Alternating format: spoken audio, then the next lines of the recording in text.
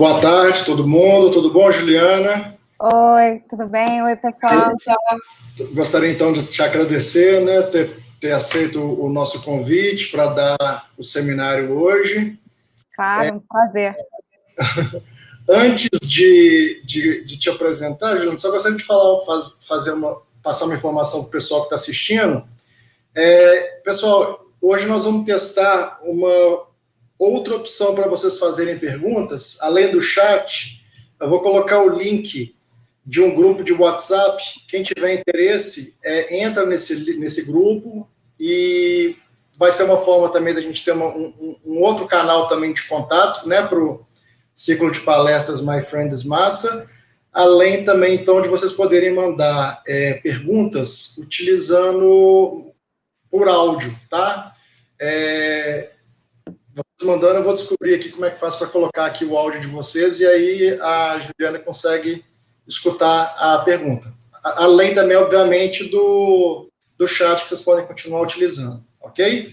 Lembrando também que quem tiver interesse de receber um certificado, né, da palestra, ficar atento ao chat, que no final da palestra a gente vai mandar um link para vocês fazerem o cadastro para a emissão dos certificados. Então, gostaria, então, mais uma vez, de agradecer a Juliana. Se eu falar alguma coisa aqui errado, você me corrige, tá, Juliana? Não, imagina, tá tranquilo. Então, ela é graduada em Ciências Biológicas, né, pela Unirio, fez o mestrado e doutorado dela em Química Biológica pela UFRJ, e desde 2013 é professora lá no UFRJ, no Departamento de Virologia do Instituto de Microbiologia Paulo de Góes. E também tem também um appointment como professora da University of Connecticut. Então, sem mais delongas, gostaria de agradecer, então, e passar a palavra para você. Tá, Juliana? Tá, joia. Muito obrigada, espero que vocês gostem. Vou bater um papo com vocês sobre as duas coisas que eu mais gosto na ciência, que é massas e virologia.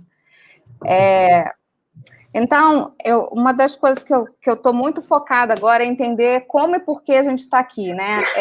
A gente já sabe, todo mundo já ouviu falar do Big Bang, e existe uma visão muito romântica disso, do físico Lawrence Krauss, que ele diz que todos nós somos poeiras de estrela, né? E a gente só está aqui porque uma estrela foi bondosa o suficiente para explodir e colocar na Terra todos os compostos que a gente precisa. E, curiosamente, essa não foi só a origem da vida, mas também a origem da espectrometria de massas, porque foi essa explosão que deu origem aos isótopos que a gente tanto precisa e usa, né? Bem, e essa explosão também e a evolução das atmosferas deram origem a um mecanismo de guardar informação na forma do material genético. E essa forma de guardar informação, que é a vida química, vamos dizer assim, deu origem à biodiversidade do que a gente tem hoje no nosso planeta, né? Um ponto crucial é que essa figura aqui mostra as coisas que a gente considera viva, mas um grande participante desse processo evolutivo são os vírus, que provavelmente a gente não ia estar onde a gente está hoje se não fossem por eles. Então, eles são espécimes absolutamente diversos, eles infectam basicamente todas as células e tudo que é vivo. Nós temos, por exemplo, vírus que infectam plantas, bactérias e animais, aqui representados, por exemplo, pelo TMV, que é um vírus tubular, assim como Ebola, que é um vírus que infecta animal. Temos também os bacteriófagos, caracterizados pelo FI29 e P22, que infectam bactérias. Então, de qualquer forma, apesar deles serem extremamente diversos, eles têm alguns componentes que são únicos, que são comuns a todos eles. Então, por exemplo, todos eles apresentam algum tipo de capa proteica. Eu não vou nem falar capsídeo, porque tem 2 vírus que não têm capsídeo. E eu não vou entrar em detalhes, mas, enfim, coisas que englobam o material genético que precisa ser protegido, porque esse material genético vai ser responsável por perpetuar a espécie viral que a gente estiver falando, né? Então, além disso, todos os vírus também desenvolveram o mecanismo de entrega desse genoma. Aqui é uma representação... vou botar eu sempre esqueço disso, do laser. Então, aqui, por exemplo, o FI29 desenvolveu esse mecanismo através de uma proteína portal que especificamente faz a entrega do genoma numa célula bacteriana. Além disso, todos os vírus que a gente conhece até hoje, depois da descoberta dos vírus gigantes, eu falo que a gente conhece até hoje, vocês vão ver por quê, fazem mecanismos similares para que sua progênie seja produzida pela célula hospedeira. Então, lembrando sempre daquela máxima que a gente aprende no 2º grau, que vírus são parasitas intracelulares obrigatórios, até hoje isso ainda é regra. Então, como que isso acontece? Um vírus entra em contato com uma célula hospedeira, que é bastante específico, por causa dessa interação aqui na superfície da célula com receptores virais. Então, esse vírus é internalizado, seu genoma é liberado no interior celular, e a célula hospedeira é responsável por transcrever esse genoma, traduzir as proteínas virais e liberar novas partículas virais infecciosas no meio. Para mim, isso aqui eu quero deixar claro, né? Eu tenho como objetivo de carreira descobrir desvendar esses dois mistérios, né? Como os vírus se montam e como eles infectam células. São duas perguntas extremamente simples, né? Só que a resposta delas não é nada simples, né? Tanto é que a gente estuda os vírus há 100 anos e eu ainda posso fazer essas perguntas porque a gente não sabe exatamente como acontecem esses processos. Bem, eu vou começar falando para vocês sobre os meus estudos em montagem viral e eu vou focar em um dos modelos que eu trabalhei, que foi o HIV. Então, aqui à direita, a gente vê um modelo que, apesar de ser relativamente antigo, é de 2000, é um dos que eu mais gosto e que é mais claro para mim. Rapidamente, o HIV, as proteínas desse vírus, elas são traduzidas primeiramente como essa poliproteína, a GAG, que se organiza radialmente no vírus imaturo, e depois da ação de uma protease, a proteína capsídica principalmente se rearranja estruturalmente para formar um capsídeo centralizado e cônico, tá? Então, a proteína capsídica, ela tem uma estrutura onde ela é dividida principalmente em dois domínios, o domínio N-terminal e o domínio C-terminal, sendo que o domínio N-terminal guarda algumas características importantes para a montagem. Por exemplo, essa região de beta-herpin, que a gente vai falar bastante agora, os resíduos 1 e 15, que são responsáveis por fazer uma ponte salina, que também é importante para a manutenção da estrutura viral, e um loop, que é responsável pela interação com uma proteína do hospedeiro chamada ciclofilina, que eu também estudei, mas eu não vou entrar nesse mérito, porque eu não usei massas para estudar essa interação. Então, o que é interessante, como eu falei para vocês, a proteína capsídica, ela passa por um processo de maturação. Então, quando ela está imatura, a região N-terminal, ela é assim, bem desestruturada. E aí, quando a protease cliva a proteína capsídica, ocorre a formação desse beta-herpin. E aí, eu observei que quando a gente tem a formação desse beta-herpin, aí sim ocorre a formação do tubo, de um tubo in vitro que a gente mimetiza no laboratório, que é bastante similar à estrutura que é encontrada em vivo. Eu não sei se ficou muito claro, mas eu vou falar para vocês na próxima slide. Ou seja, essa é a estrutura formada em vivo que a gente mimetiza utilizando sal, força iônica no laboratório para formar essas estruturas tubulares, tá? Então, o que eu fiz? Eu queria especificamente estudar a região do herpin. E na época que eu estava fazendo esses estudos, tinha sido publicada a estrutura do MLV, que também é um retrovírus.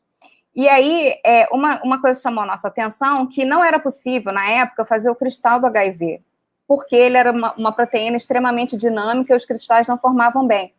Então, por esse motivo de conseguir fazer com a MLV, eu decidi transplantar esse herpin do MLV para a proteína do HIV. E aí, para minha surpresa, aqui é um experimento onde a gente vê a formação dos capsídeos in vitro através de densidade ótica, a montagem da proteína quimérica do MLV-HIV era muito mais eficiente do que o selvagem, por exemplo.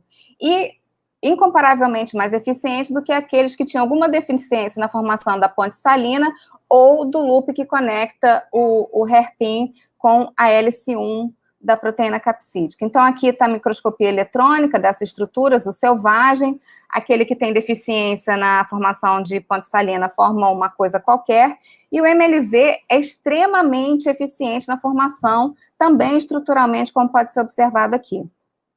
Então, para compreender por que isso acontecia, eu recorri à troca de hidrogênio deutério, onde a gente observou principalmente a troca desses hidrogênios amídicos na presença de água deuterada, né? Então, de uma forma geral, todo mundo aqui já deve estar cansado de ver isso, né?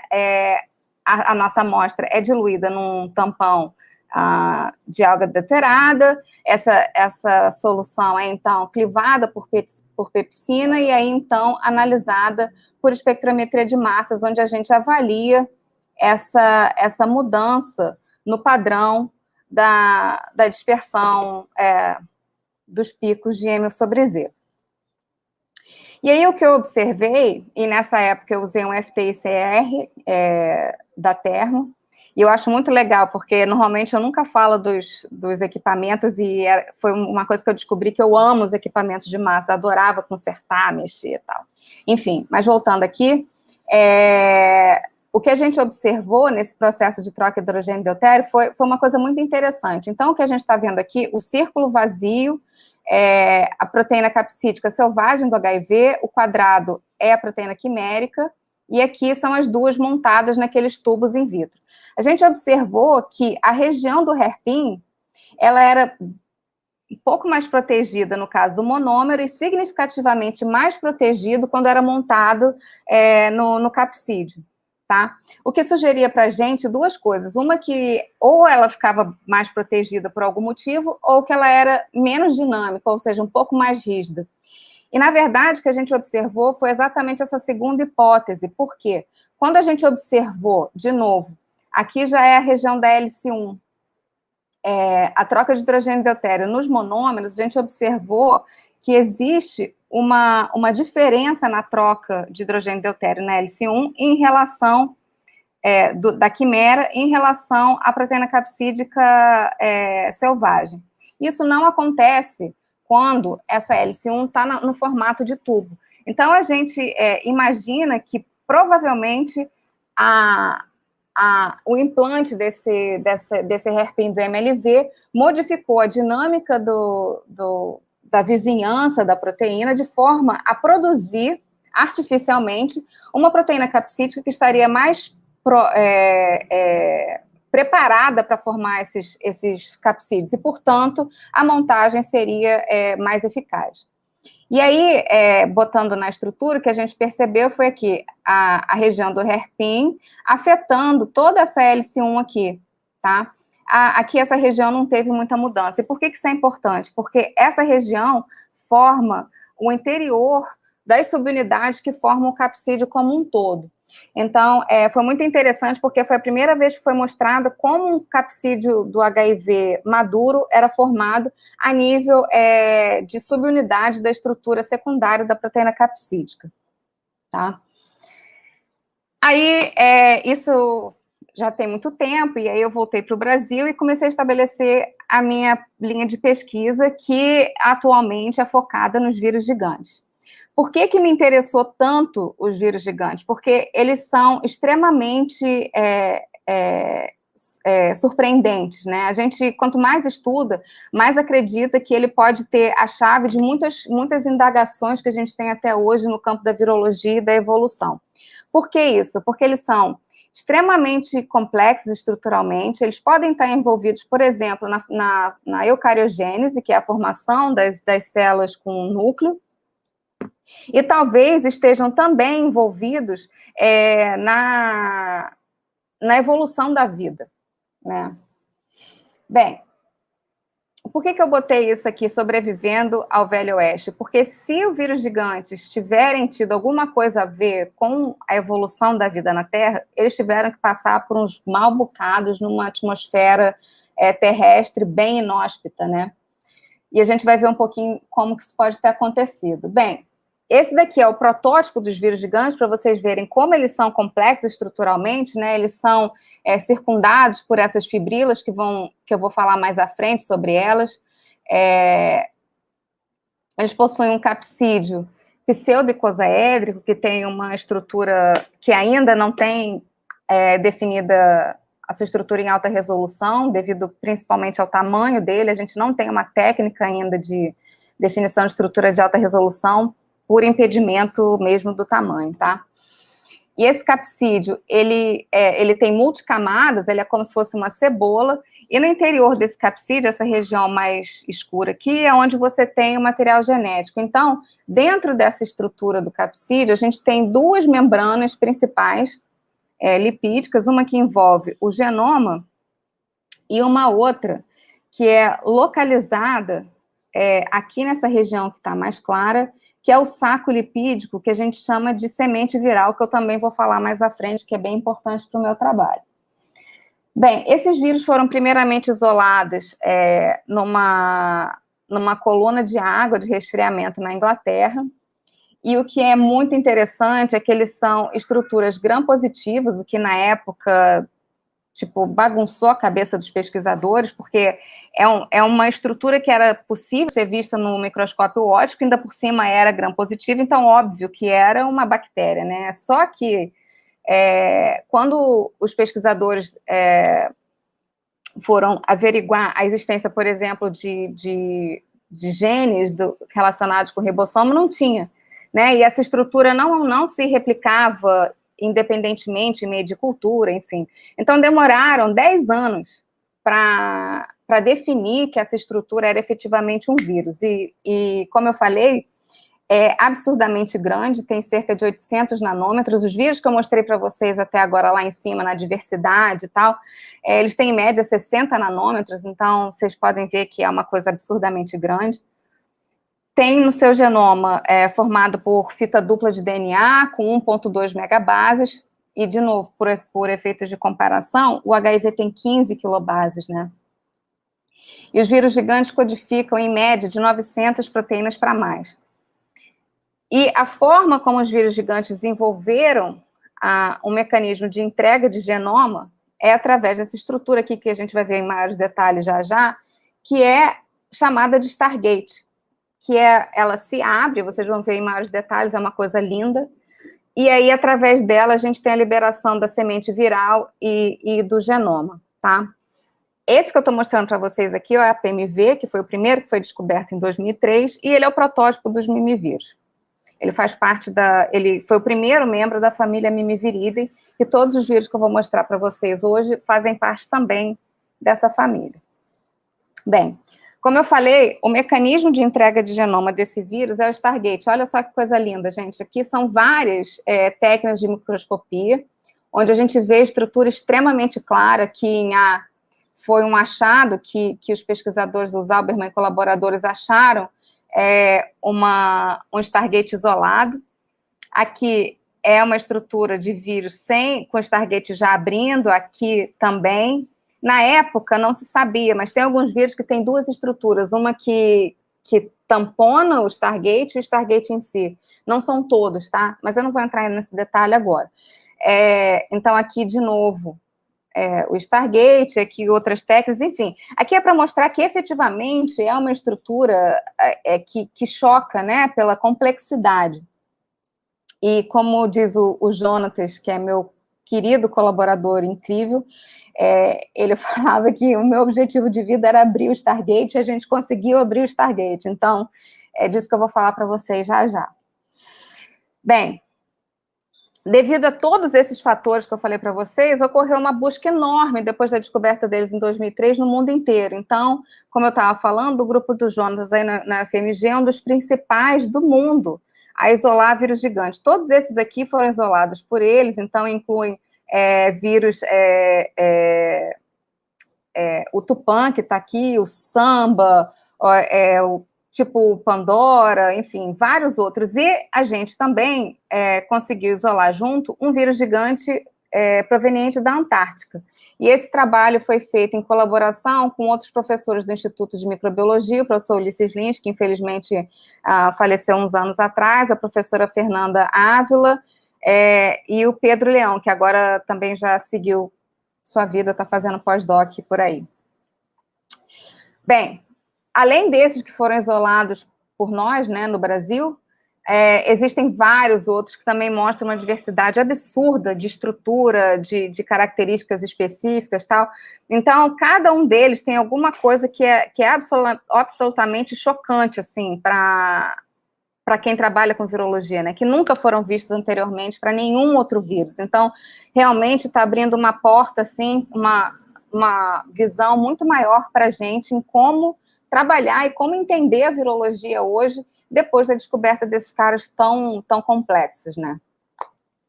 E aí, claro, que dentre todos os vírus gigantes, eu também tenho meu favorito, que foi o Tupã vírus, que foi descoberto também no Brasil, pelo grupo do Jonatas. Então, a gente tem duas cepas diferentes, o Soda Lake, que foi isolado num lago salino, hipersalino do Pantanal, e a outra cepa, o Deep Ocean, que foi isolada a 3 mil metros abaixo da linha do mar, em Campos dos Goitacazes. E o grupo do Jonas deu o nome desse vírus de Tupã em homenagem ao deus Guarani. Bem, por que ele é o meu favorito? Primeiro que ele se todos os outros vírus gigantes eram muito diferentes do que a gente conhece hoje, o Tupã, então, nem se fala, tá? E não é só pela estrutura, mas também pelo seu genoma, porque é o vírus que tem o genoma específico para tradução de proteína, controle de regulação de síntese de proteína, etc., mais completo de toda a virosfera, tá? Inclusive, ele codifica os 20 RNAs transportadores dos aminoácidos. Então, é realmente uma coisa inédita, né? Como eu falei também, a estrutura dele é absolutamente chocante, ele tem um capsídeo que é similar com aquele que eu mostrei para vocês anteriormente, com também uma estrutura de Stargate, só que ligada a esse capsídeo tem ainda uma estrutura em cauda que não se sabe ainda o objetivo dessa cauda. Então, agora o meu novo objetivo de vida também é descobrir para que serve essa cauda, tem um aluno trabalhando nisso. Em breve ele vai estar entrando no doutorado e a gente vai poder voltar para o laboratório em algum momento e ele vai descobrir. A gente está com a amostra pronta para ver se a gente sabe por quê, mas não conseguiu ver ainda, enfim. Além de tudo, ainda tem um outro ponto que é surreal, assim, né? Quando a gente testa uma infecção numa cultura de célula, com a célula hospedeira tendo seu maquinário de tradução de proteína bloqueado por uma droga, a gente vê que o vírus Tupã ainda produz uma progenie em concentrações crescentes desse inibidor, que é bem diferente... Gente, a minha gata tá doida aqui. É bem diferente do APMV, que já em 20 microgramas de geneticina já não tem mais progênio. O Tupã vai até 50, tá? E eu também fiz outros experimentos com isso, e eu vejo, sim, infecção, mesmo depois de 3 dias, numa cultura de célula tratada com inibidor de tradução de proteína. Bem, então, como eu falei para vocês, uma das partes importantes para mim é entender como o vírus se monta, como ocorre a infecção viral, e aí numa infecção viral, o primeiro passo é a interação com a célula hospedeira. Como é que isso acontece nos vírus gigantes, né? Então, o nosso modelo, o segundo modelo de estudo que eu vou mostrar para vocês é o Samba vírus, que foi isolado pelo grupo do Jonatas, no Rio Negro, no Amazonas. Em laboratório, a célula hospedeira é da espécie de acantameba. Ele tem por volta de 574 nanômetros, um genoma de 1,2 megabase, e também libera o seu genoma através do Stargate. A gente não sabe a origem desses vírus, e ela pode ser também anciã. Então, como eu já comentei anteriormente, se isso for verdade, eu não tenho a menor ideia de como que era a Terra há 5 bilhões de anos atrás, né? 3 bilhões de anos atrás, para ser mais precisa, porque é quando a gente acha que a vida surgiu no planeta. Então, talvez não fosse tão fácil assim para um vírus encontrar uma célula ou um hospedeiro, né? E olha que bacana. Em 2015, a gente publicou um artigo, o grupo do Jones em colaboração com o meu, onde foi visto que, isso aqui é uma perna de pernilongo, tá? Que o vírus gigante, tá vendo essas bolinhas aqui? Ele conseguia se ligar na pata de mosquito. Então, eu estava até brincando na época que talvez essa fosse a forma, como se fosse essa florzinha, né, que você sopra e tem as folhinhas que vão semeando por aí. Talvez essa fosse a forma do vírus sobreviver nesse período tão louco que devia ser a atmosfera terrestre há 4,7 bilhões de anos atrás, né? Mas, enfim. Além disso, eu também queria saber como era essa cinética de interação do vírus na superfície de células hospedeiras. Então, aqui é a porcentagem de interação ao longo do tempo, e a gente vê que a interação depende, sim, um pouco da concentração viral, mas não tanto quanto a gente esperaria. Então, aqui, principalmente nos pontos mais tardios, né?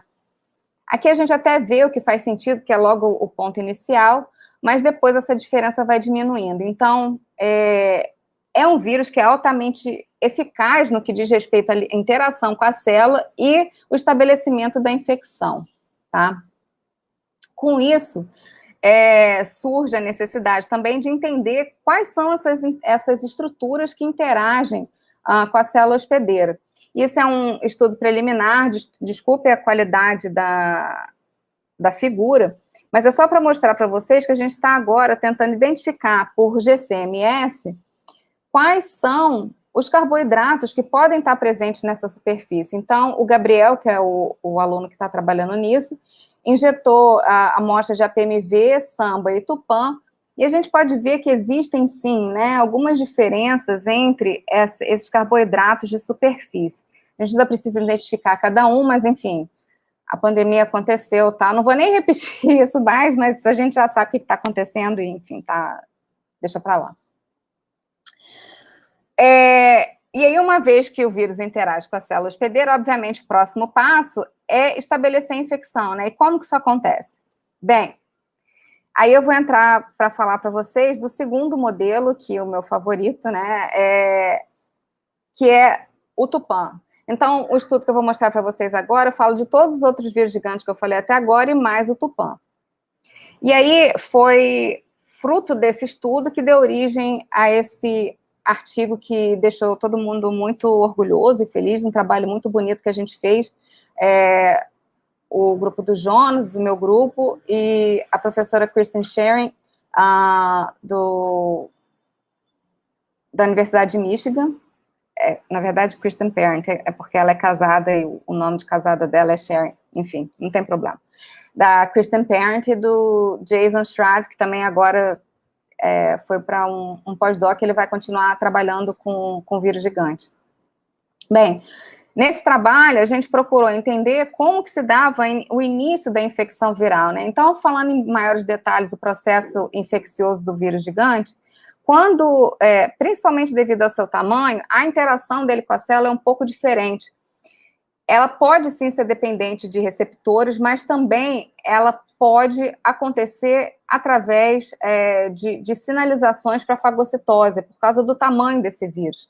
Então, a princípio, a forma majoritária desse vírus entrar é através de fagocitose. Entretanto, é importante ressaltar que células incubadas com açúcar, antes de você ter interação com o vírus, reduzem, né, ou impedem a capacidade desse vírus entrar, mostrando que essas fibrilas têm algum papel nesse início da infecção, né? Então, o vírus é internalizado majoritariamente através de fagocitose. Então, olhando aqui mais internamente, esses vírus, eles entram em estruturas que a gente chama de fagossomos, e esses fagossomos, eles são ambientes extremamente inóspitos, porque eles são feitos para destruir qualquer coisa.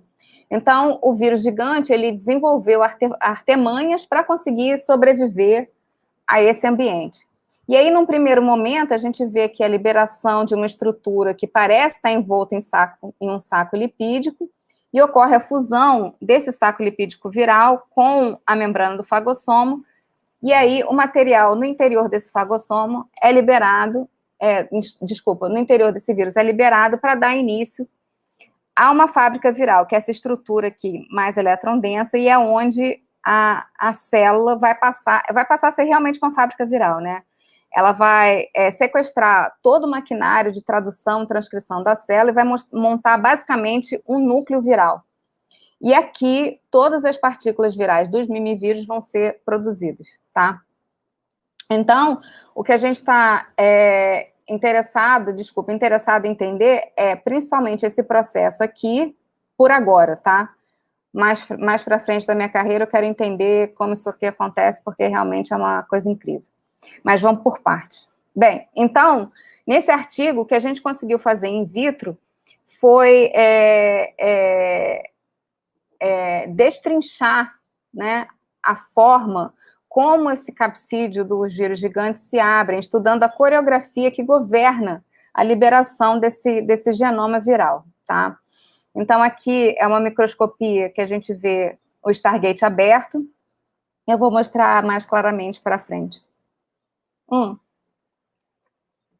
Então, o que o Jason fez foi estudar o papel do pH e da temperatura na abertura do Stargate. O que eu não falei anteriormente é que o fagossomo, ele tem um pH médio entre 4 e 5. Então, foi já uma dica para a gente de que provavelmente o pH atuaria, né, nesse processo de abertura. Então, essas imagens são de crioeletromicroscopia, tá?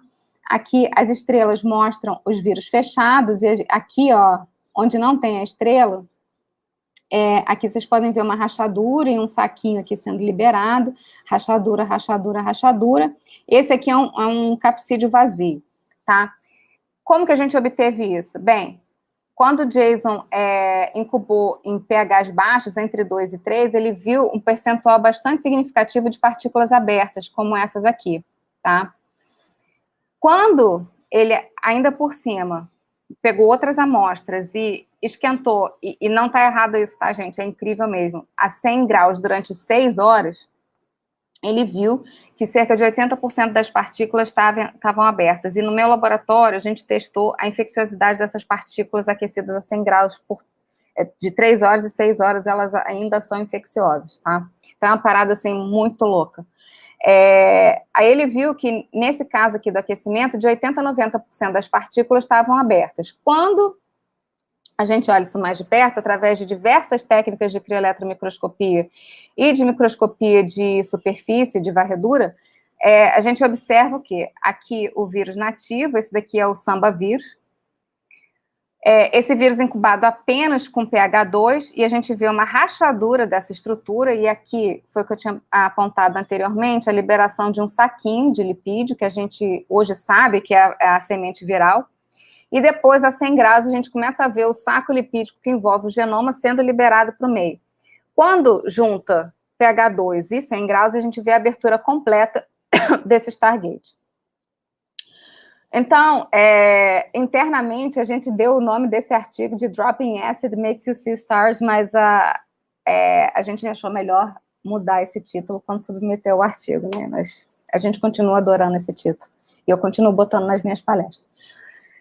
Então, a gente acredita que conseguiu desenvolver in vitro um mecanismo sequencial dessa liberação inicial, né? O vírus antes da liberação, no meio, né, extracelular. Uma vez dentro da célula, ocorre a rachadura desse capsídeo, a liberação da semente viral e algumas proteínas iniciais para o estabelecimento dessa infecção. Em seguida, a liberação do genoma e a abertura completa no momento final. E a gente também capturou todas essas etapas em microscopias eletrônicas do processo infeccioso. Aqui é o pH 2 sozinho, e aqui seria a ação do pH, da 100 graus e mais associação com pH. Então, a gente queria investigar mais a fundo quais seriam essas proteínas que estariam envolvidas. E aí, sim, a gente entrou com a linda e maravilhosa espectrometria de massas. Então, o que o Jason fez foi preparar amostras, tanto de Samba vírus quanto de Tupã vírus, onde a gente tinha, vou começar pelo controle, tá? Ele pegou essa amostra em pH 7, incubou durante 1h30, centrifugou a 8.000 Gs por 15 minutos, pegou esse sobrenadante e reservou o pellet. Como esperado, o sobrenadante, nesse caso, não tinha nada, e o pellet tinha a partícula viral íntegra. No entanto, quando ele incubou esses vírus em pH 2 por 1h30 e fez esse processo de centrifugação, reservar o sobrenadante e o pellet para posterior análise, ele observou que o sobrenadante, nesse caso, apresentava semente viral e outras proteínas que provavelmente eram necessárias para o estabelecimento da infecção. Então, vocês também já estão super familiarizados com essas tabelas, que são extremamente informativas quando você senta e analisa cada proteína, mas aqui não vale a pena eu ir uma por uma. A gente usou um Q-Executive lá na Universidade de Michigan, e ele conseguiu caracterizar todas essas proteínas na amostra dele. E eu acho importante ressaltar aqui que fazer massas dos vírus gigantes é extremamente desafiador, não só porque eles são grandes, mas porque, basicamente, eles são quase que indestrutíveis. A gente não consegue isolar muito bem todas as proteínas. Então, a gente conseguiu aqui um número bastante significativo, cerca de 200 proteínas, mas ainda está um pouco longe das 900 que tem no vírus como um todo, né? E aí a gente fez aquelas separações clássicas, a gente vê que o tupãvírus não libera mais proteínas do que ele libera cerca de 30% das suas proteínas, e o samba libera bem mais, cerca de 50%. Eles dois têm algumas proteínas em comum, 32 proteínas em comum, e tem todas aquelas divisões bem clássicas, né, que eu não vou também falar uma por uma, mas que a gente fez e tá tudo bem descritinho lá no artigo, depois se vocês quiserem dar uma olhada. E a gente pode discutir também no final. Mas o que eu acho mais importante dizer é que, através desses estudos, a gente conseguiu, né, identificar passos importantes nessa parte inicial da infecção. Então, num primeiro passo, a liberação do genoma. Então, tinham proteínas que estavam relacionadas com esse mecanismo, né, como, por exemplo, proteínas de degradação de ubiquitina.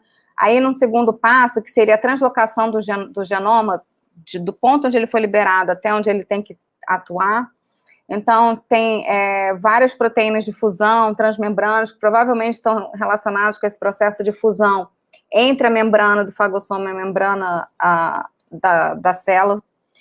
E ainda, já um pouquinho mais avançado, proteínas que estariam envolvidas em sequestrar a célula e tornar essa célula uma fábrica produtora de vírus, como essas proteínas aqui que estão descritas, que eu também não vou falar uma por uma, mas, por exemplo, sei lá, porque os nomes são enormes, polimerases dependentes de DNA, por exemplo, são usadas em reconhecimento inicial do DNA.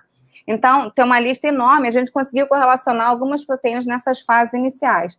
Mas, mais importante do que isso, para o ponto onde o meu estudo está agora, a gente encontrou algumas proteínas que são necessárias para a sobrevivência desse vírus dentro dos fagossomos, que são, como eu disse, ambientes extremamente inóspitos e criados para destruir qualquer coisa que estiver ali dentro.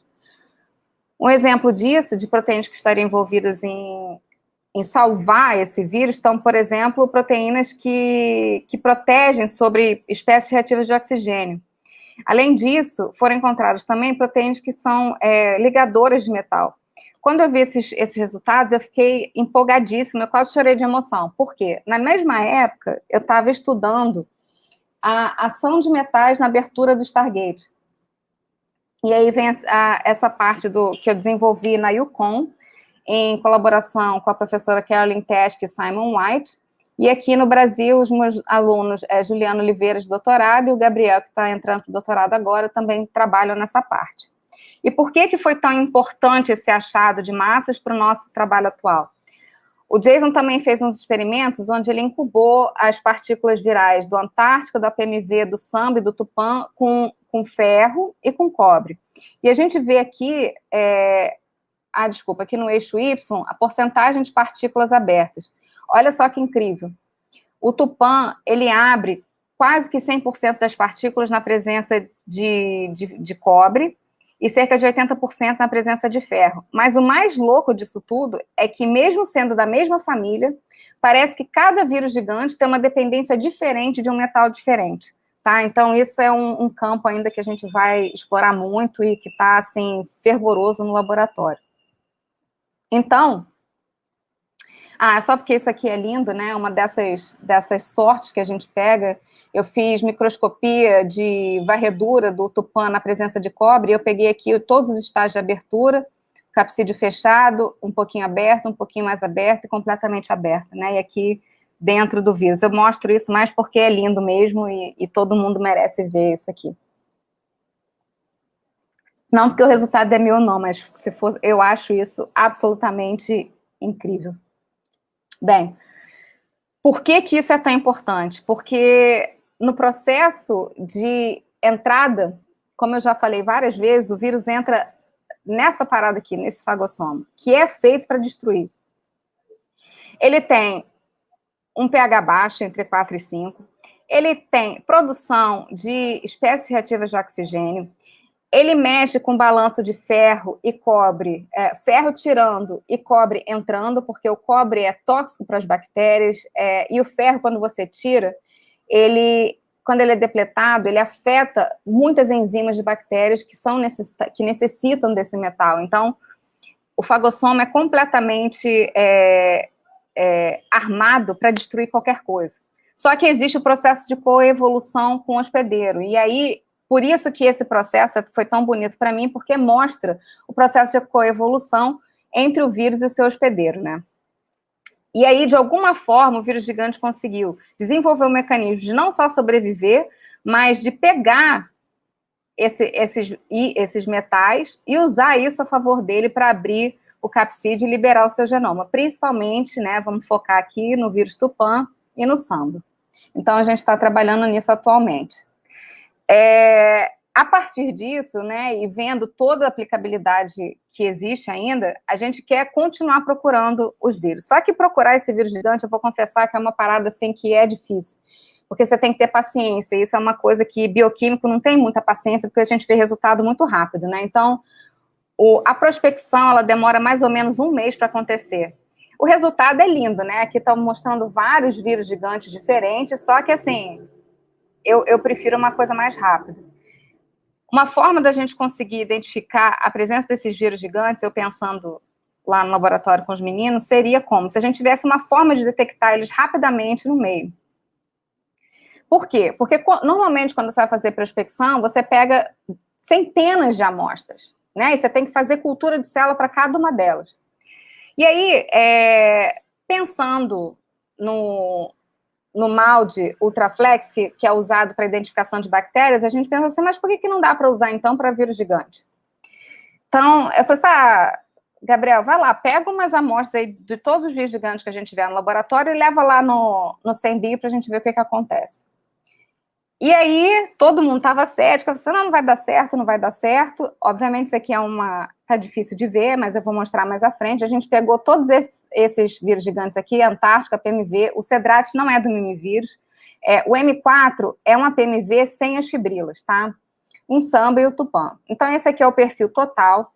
Só que quando a gente analisa por janela, dá para ver que existem diferenças significativas na distribuição dos picos isotópicos nas regiões que a gente analisou. Obviamente, não é possível saber o que a gente está vendo, né? Esses são dados iniciais, mas que a gente tem certeza que são extremamente promissores para agilizar esse processo de identificação de vírus gigantes nas amostras, tá? Então, aqui é só mais do mesmo. Agora, interessante, por exemplo, o M4, que esse daqui é a PMV, e dá para perceber que não tem nenhum pico aqui nessa janela para o M4, tá? Significando que realmente a superfície deles é diferente. Enfim. Bem, nesses estudos todos, o que Massas me ajudou a descobrir, né? Me ajudou a compreender a montagem de um capsídeo viral a nível de aminoácidos, me mostrou quais eram as proteínas que estariam envolvidas no estabelecimento de uma infecção de um vírus extremamente complexo, pode ajudar a descrever quais as biomoléculas que formam um capsídeo viral e ainda, numa forma mais aplicada, pode ser utilizada para prospecção e classificação de vírus gigantes, tá?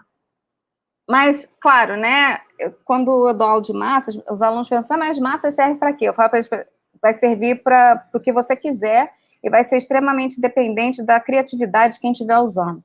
Então, eu não trabalhei só com vírus, eu trabalhei até com metabolismo de caranguejo, chocolate, pox, amiloidose, vegetal, ameba, enfim.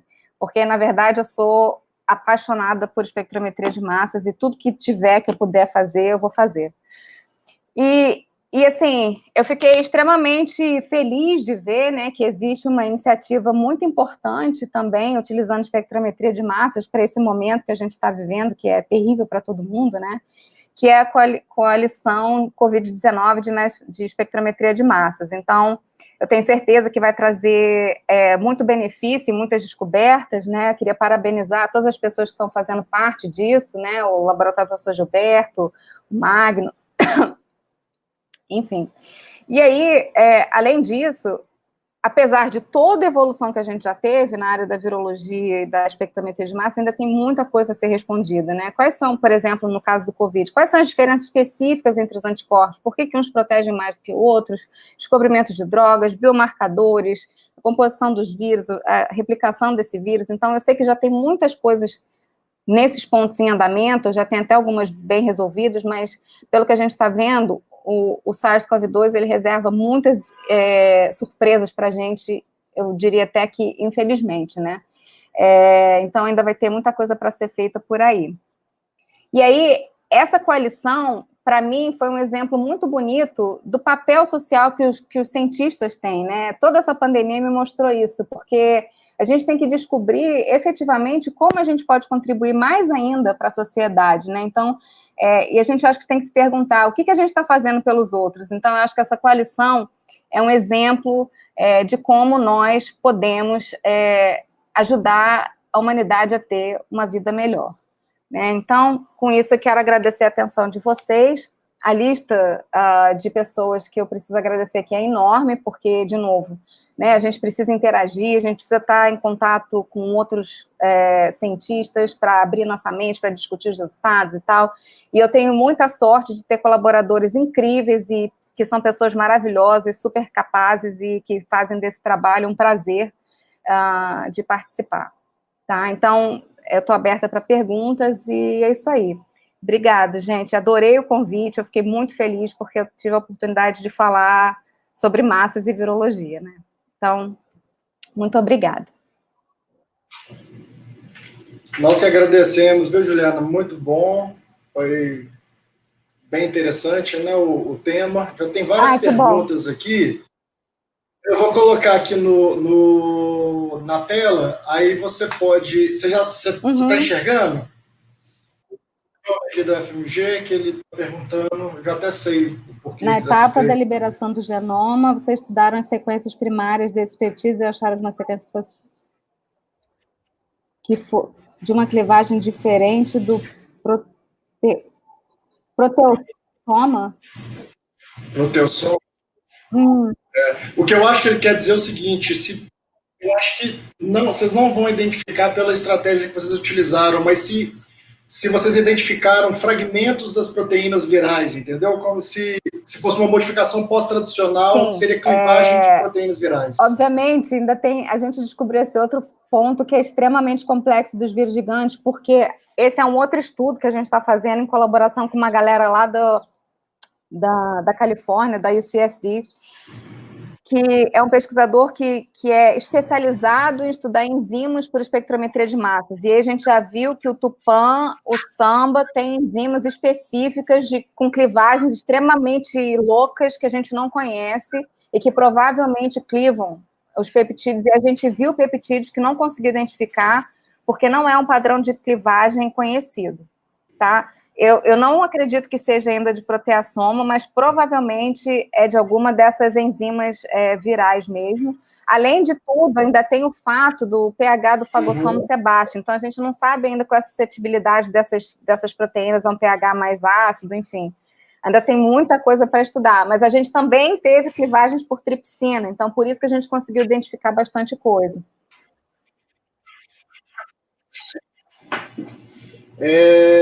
Inclusive, essa foi uma pergunta que eu queria fazer, Juliana, que é o seguinte, você falou que vocês identificaram em torno de 200 proteínas virais, né? De 900 que vocês imaginam que exista, né? Vocês chegaram a... o genoma, eu acredito que já está descrito, né? Como é que é a frequência de sítios de clivagem para tripsina, né? De lisina e arginina? Porque a gente sabe que um dos problemas pode ser ou gerar peptídeos muito grandes ou muito pequenos. Se vocês chegaram a olhar como é que está essa frequência, que poderia talvez isso ser um dos motivos de vocês não estarem identificando, não ter uma cobertura então, o lance grande, né? é que é muito difícil fazer, por exemplo, sem ser com digestão em gel, né? Porque esse vírus, cara, para destruir esse negócio, é assim, é difícil. Então... O que é? Muita cisteína, talvez? você vê, o vírus fervido 100 graus, 6 horas, ele ainda é infeccioso, sabe? É uma parada muito doida, assim. Então,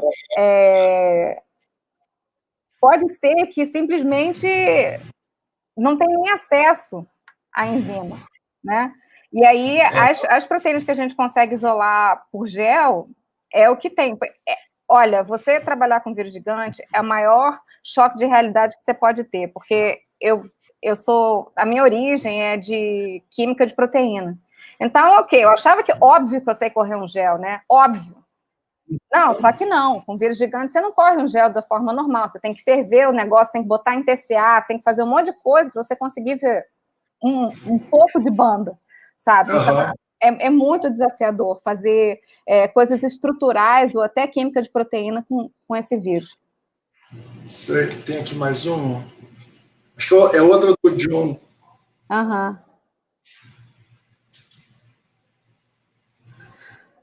Então, foi o que eu falei, a gente para você correr com gel, você tem que precipitar com TCA e correr essas amostras, né? Então, foi razoavelmente fácil a partir daí, só que tem esse problema de você identificar só as proteínas que estão no gel, né? Então, como o genoma também já está sequenciado, aí a gente conseguiu determinar os peptídeos que a gente estava vendo.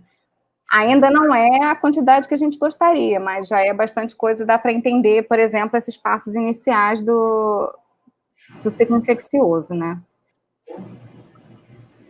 Aqui já tem outro. Como que proteínas com conformação modificada podem desencadear uma resposta imune e causar danos? Ih, gente, peraí, é que eu não entendi a pergunta. Como que proteínas com conformação modificada podem desencadear uma resposta imune e causar danos teciduais? Você entendeu, Thiago? Não.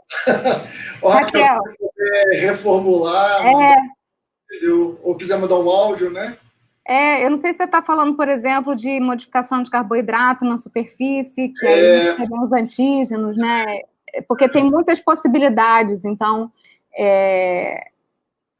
eu pensei nos carboidratos porque você está falando da resposta imune, mas aí se você reformular, a gente bate um papo sobre isso. Sim. Tem uma aqui, ó, do Magno. Oi, Magno. Obrigada. Parceirinho. Quais seriam as evidências que corroboram que eles possam ter sido originado a vida? É isso que você quer dizer? Ou eucariogênico? Porque, então, o fato deles fazerem a fábrica viral, né, pode ser um indício de que tenha sido parte inicial do processo de formação da vida na Terra, assim, porque primeiro que eles têm material para traduzir proteína, né, potencialmente, eles não conseguem porque precisam de minimamente, eles precisam de uma membrana, né, para fechar todo aquele material ali dentro e aquilo prosseguir, né? Então, o fato que eles estabelecem uma fábrica viral que é extremamente similar ao núcleo de célula eucariótica é um indício para a gente de que talvez, né? Isso não é uma teoria minha, não, é uma teoria que já está rolando por aí há um tempo, principalmente depois da descoberta dos vírus gigantes e daqueles vírus. O pox, por exemplo, é um vírus que já se conhece há um tempo e que forma fábrica viral. Talvez seria a forma primordial, por exemplo, de formação de núcleo. Talvez as células não tivessem núcleo e dependessem de um vírus para ter um núcleo. Não sei, né? Então, é uma possibilidade. Ó, Giuseppe. Existem estudos sobre pós-transicionais? Sim, existem quinases fosfatases no genoma desse vírus. Eu não sei ainda se existem modificações pós-traducionais únicas deles, eu não duvido, porque, inclusive, tem um vírus que tem um açúcar que ele faz, né, que chama viosamina. Então, ele tem todas as enzimas para produzir esse açúcar durante o ciclo replicativo.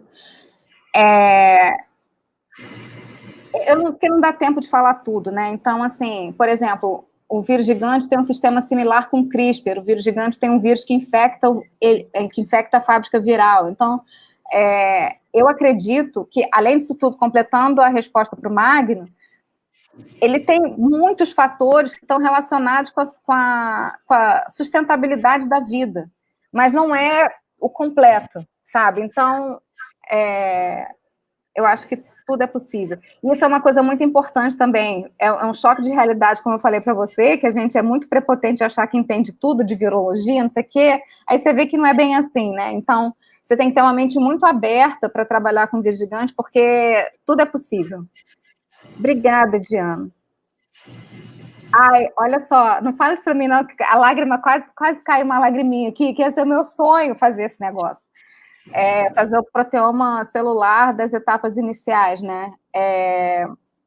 Eu vou fazer um dia, se Deus quiser. Né? Um dia vai, né? Um dia vai.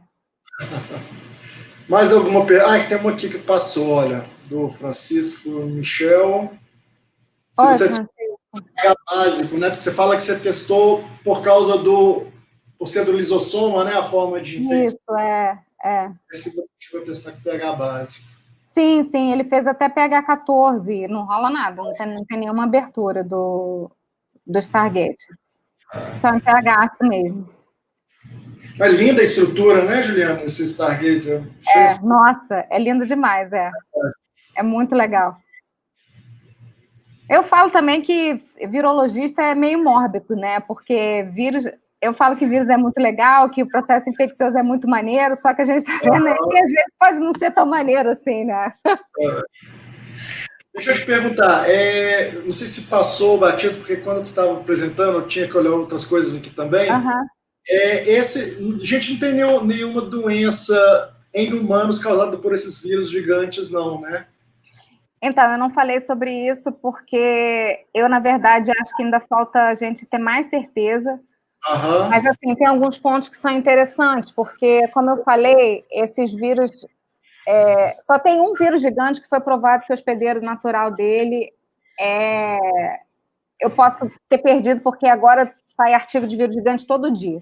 Mas tem um vírus que foi provado que o hospedeiro dele natural são as amebas, tá? Levando isso em consideração, a ameba é o que mais contamina águas potáveis, né? E é super difícil de se livrar das amebas. Então, uma das maiores contaminações de material hospitalar é a presença de ameba. Acredita-se que pode ser que pacientes de UTI que ficam entubados possam ter pneumonia provocada por vírus gigante, mas, assim, é uma diferença muito pequena entre quem foi exposto, quem não foi. Tem algumas coisas falando que pode ter câncer, mas, assim, até beber água dá câncer, né? Então, cara, sabe? Mas, por outro lado, a gente também, quando fez Que a gente tem o microbioma e pouquíssima gente fala sobre o viroma, porque é óbvio que se tem bactéria é hospedeira para vírus, né? Então a gente também tem os vírus que fazem parte desse microbioma. E tem sequência de vírus gigantes também no viroma humano. Então, Aí eu imagino que seria se tiver, vai ser basicamente macrófago, né, que iria infectar. Isso, é.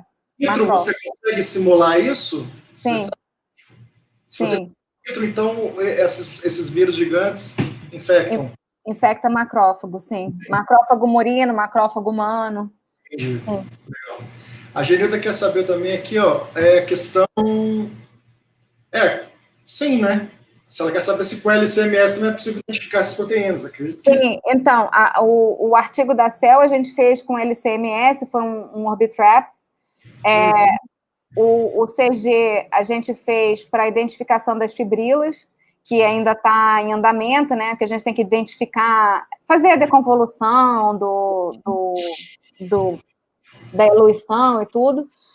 E o MALDI foi para prospecção. Então, na verdade, assim, quando eu estava juntando essa palestra, eu fiquei muito feliz de ver que agora eu tive a oportunidade de trabalhar com basicamente todos os espectrômetros de massa, né? O que eu sinto falta, mas eu vou confessar que o que eu sinto falta mesmo é quando eu era pós-doc, eu tinha um LCT da Waters, aqueles bem de antigamente, assim, só meu. e eu usava todo dia, assim, injetava ali para saber se a minha expressão estava boa, se não estava, tal. Eu sinto muita falta disso, mas de qualquer forma, assim, hoje eu vejo que eu tive muita sorte de ter usado FTICR, MALDI. Uma coisa que ia ser legal é talvez fazer estilo um biotyper, né? Não sei se você já viu, que usa muito MALDI para fazer um mass fingerprint e aí identificar bactéria. Então, mas é isso que eu quero fazer com fazer isso com essas proteínas, eu acredito que você consiga fazer, ionizar elas intactas. Isso, então, a gente conseguiu ver diferenças bastante significativas, porque são todos do grupo do mimivírus, só que existe o mimivírus A, o B e o C. Então, quando você faz a prospecção, tem uma parte que é bastante cara, que é de você sequenciar. Você tem que sequenciar o genoma para identificar onde que ele faz parte. De repente, a gente vai conseguir, através do MAS, claro que, né, não vai ser tão fino quanto um sequenciamento, mas você já vai conseguir falar assim, não, provavelmente isso aqui é um A, um B, um C, sei lá. Então, eu estou bem esperançosa nisso. Eu quero que a gente volte logo para o laboratório para poder... O Márcio já voltou e a gente já começou a fazer de novo o MALDI, que eu quero dizer, o MALDI já voltou. Vamos continuar aí.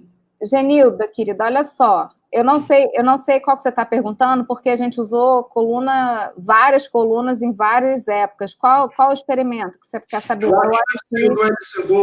Porque ela estava interessada em saber o do LCMS, então deve ser da CEL, né, que vocês publicaram. Isso, Deixa eu ver aqui. Eu posso mandar aqui, eu acho que eu tenho, né, Não, tá aqui já, ó. Foi uma Thermo Aclem PEP MAP RSLC 0.075 por 20 C18.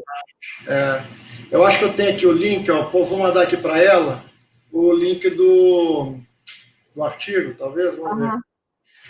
Tem uma outra pergunta, vou pôr aqui, aí eu coloco o link para ela, da Diana. Diana também quer saber uma... Oi, Diana.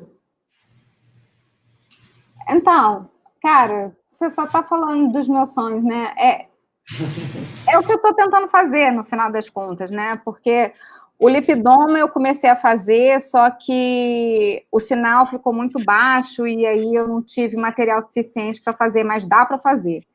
Eu nem coloquei esses resultados aqui, mas eu já fiz e dá para ver diferenças entre as amebas e o samba, por exemplo. Dá para ver. O glicoma não vai ser tão porque a gente está só fazendo da superfície. Talvez um dia a gente vá fazer isso, só que ainda tem um outro lance, né, que é muito importante, que é a gente aceitar as nossas limitações, né? Infelizmente, eu não tenho como abraçar absolutamente tudo. A gente tenta fazer e ver mais ou menos para onde as coisas levam a gente, porque é tudo novidade, né? A gente não estuda os vírus gigantes muito nesse quesito estrutural. Então, para mim, é um pouco inviável estudar tão a fundo cada uma das biomoléculas. Né? A gente está tentando fazer aplicações, tipo essa de estudar o glicoma muito mais para fazer prospecção e tal, né? Entender como o vírus se liga na célula, mas, assim, especificamente, eu não sei se eu vou conseguir em algum momento. A gente faz algumas coisas de pincelada, assim. Eu acho que nós respondemos, você, né, respondeu todas. Eu acho que eu não passei por nenhuma aqui, não. Mas é isso.